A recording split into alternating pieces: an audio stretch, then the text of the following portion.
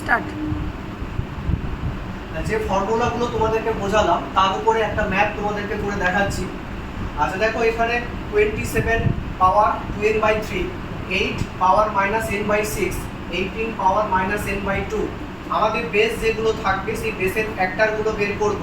27 এর আমরা লিখতে পারি 3 কিউব হচ্ছে 27 বাই হোল 2n/3 ইন্টু 8, 8কে আমরা লিখতে পারি 2 এর কিউব মাইনাস n/6, 18 এর যদি আমরা ফ্যাক্টরগুলো ভাঙি কি পাচ্ছি দেখো, 2 9 যা 18, 3 3 যা হচ্ছে 9, মানে 2 ইন্টু 3 স্কোয়ার পাওয়ার হচ্ছে মাইনাস n/2।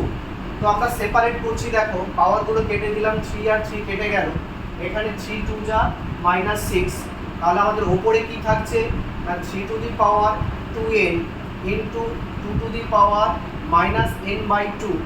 আর এখানে যদি আমরা পাওয়ারগুলোকে সেপারেট করি তাহলে 2 two the power -n/2 into 3 square power -n/2।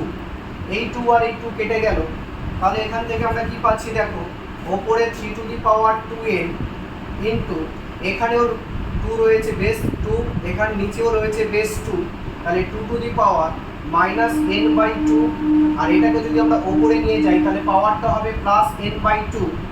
আর নিচে কি থাকছে দেখো, নিচে থাকছে 3 টু দি পাওয়ার -n, তাহলে 2 two the power -n/2 +n/2 পাওয়ারটা 0 হয়ে যাচ্ছে, ভ্যালু 1। তাহলে আলটিমেট কি থাকছে 3 টু দি পাওয়ার 2n আর -nটা পাওয়ার উপরে উঠলে +n equals to 3 to the power 3n।